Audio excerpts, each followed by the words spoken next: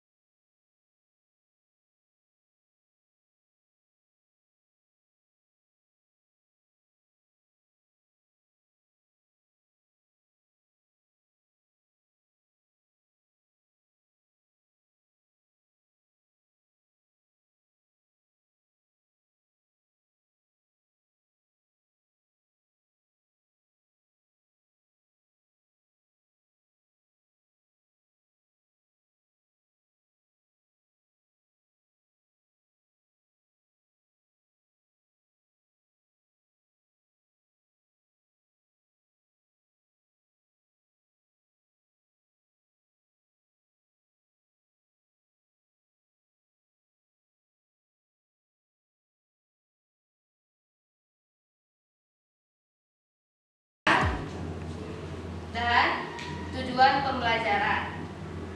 Nah, tujuan pembelajaran ini diharapkan kalian bisa memahami dan mengaplikasikan ilmu yang saya sampaikan pada hari ini di kehidupan yang nyata. Langsung saja ke materi inti. Jadi yang kita bahas itu adalah dampak interaksi antar ruang. Nah, sebelum ke dampak negatif atau positifnya, saya ingin seseorang menjelaskan tentang pengertian interaksi antar ruang. Siapa yang bisa? Saya, Bu. Silakan. Pengertian interaksi antar ruang. Ruang itu adalah suatu wilayah di permukaan bumi, baik keseluruhan atau sebagian. Nah, sedangkan interaksi itu hubungan timbal balik antara kelompok dengan kelompok, individu dengan individu, atau individu dengan kelompok. Jadi interaksi antar ruang itu hubungan timbal balik antara masyarakat di suatu wilayah dengan masyarakat di wilayah yang lain untuk memenuhi kebutuhannya. Nah, anak-anak, menanggapi pendapat yang dari dia tadi, berarti saya sudah menyimpulkan kalian telah paham mengenai pengertian interaksi antar ruang. Untuk selanjutnya, saya ingin kalian membentuk kelompok. Kelompoknya bisa sesuai dengan tempat duduk saja. Yang dari belakang kelompok 1, tengah kelompok 2, dan yang paling depan kelompok 3.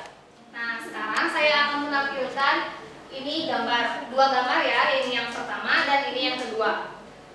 Dari gambar ini, kalian tahu tidak tentang apa gambar ini?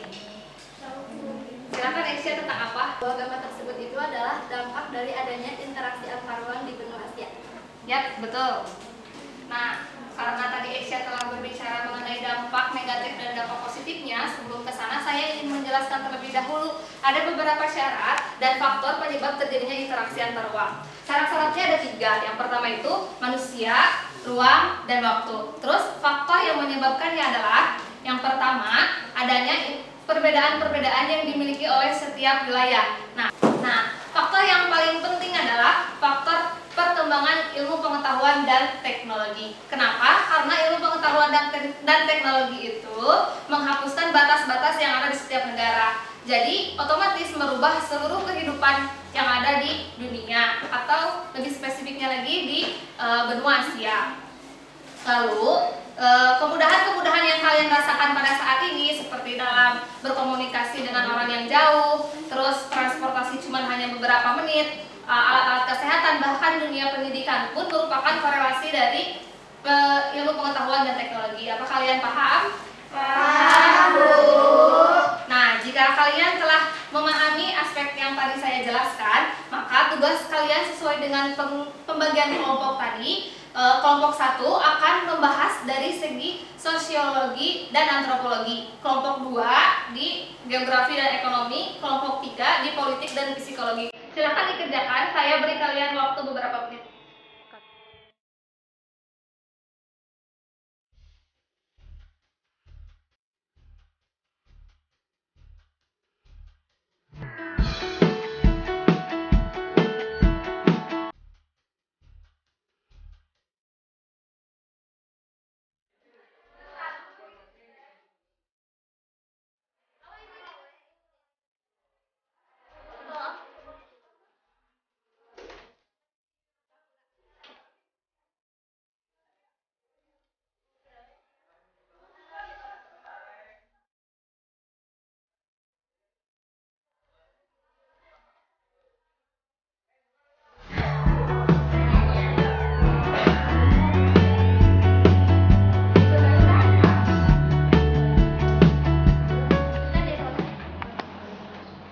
Bagaimana? Tugasnya sudah selesai?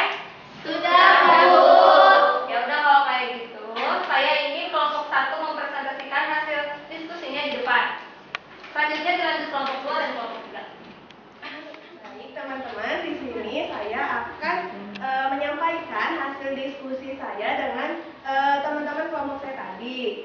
Dampak positif dan dampak negatif interaksi antar ruang ditinjau dari ilmu sosiologi dan ilmu antropologi. Nah, untuk dampak positifnya dari ilmu sosiologi yaitu mempermudah komunikasi dan interaksi berbagai negara sehingga menimbulkan aspek asosiatif. Nah, untuk dampak negatifnya dari ilmu sosiologi itu banyak menimbulkan konflik, sering terjadinya diferensiasi sosial. Kemudian dari ilmu antropologi, dampak positifnya yaitu memperkaya hasanah dan pengetahuan tentang budaya-budaya serta kebiasaan yang ada di negara lain.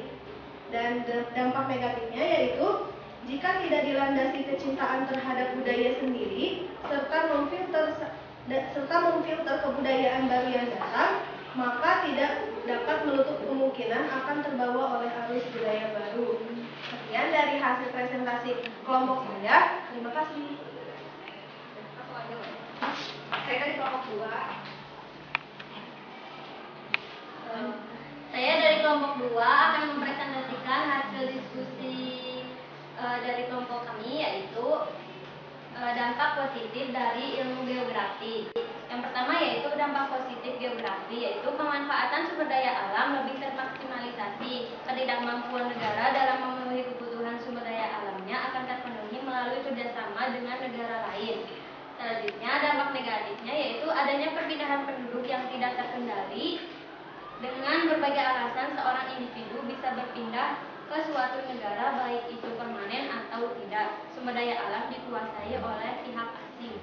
Jadi solusinya yaitu harus bisa meningkatkan kemampuan dalam mengelola sumber daya alam dan menciptakan sumber daya manusia yang baik sehingga alam di negara sendiri dapat dinikmati warga sendiri. Selain itu, kita juga harus mencintai produk sendiri sehingga dapat memajukan kehidupan ekonomi negara.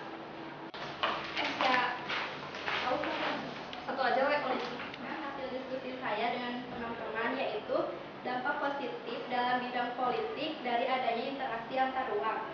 Dampak positifnya itu adalah timbul adanya diplomasi. Nah, jadi setelah kalian mempresentasikan hasil presentasinya, saya dapat menarik kesimpulan bahwa interaksi antar ruang, terutama di benua Asia ini sangat mempengaruhi seluruh kehidupan di negara manapun. Untuk itu interaksi merupakan sebuah hakikat dari negara-negara tersebut. Nah, tugas kita untuk menghadapi dampak negatif dan positifnya harus mengembalikan lagi peran dari ilmu pengetahuan dan teknologi. Silakan coba putar kapan informasi berputar ini. Nanti saya kasih kamu pertanyaan. Nanti jawabannya kita kembali tunggu. Ya. Nah, tadi saya telah menjelaskan syarat interaksi antar ruang. Coba jelaskan Asia, apa syarat interaksi antar ruang? Secara terjadinya interaksi antar ruang itu ada 3. Yang pertama manusia, ruang, dan waktu. Ya, 100 untuk kamu. Terima kasih. Nah, untuk terakhirnya saya akan memberikan video motivasi sebagai referensi kalian untuk memperbaiki diri. หนูอยากได้พ่อที่ดีกว่านี้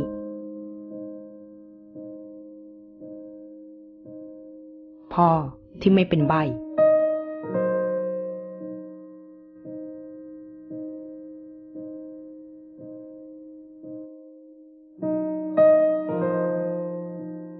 พ่อที่เหมือนคนอื่น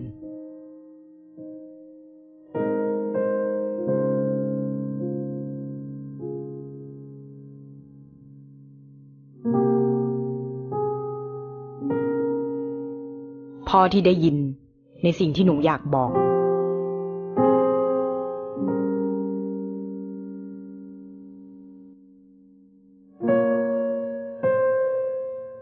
พ่อที่พูดได้แล้วก็เข้าใจหนูได้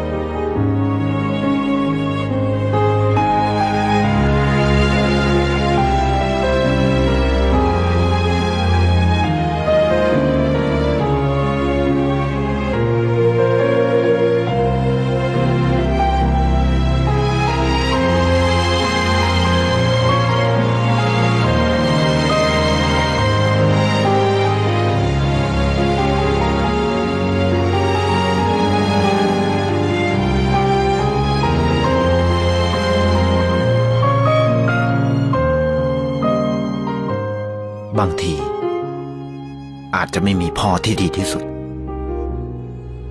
แต่มีพ่อที่รักคุณมากที่สุด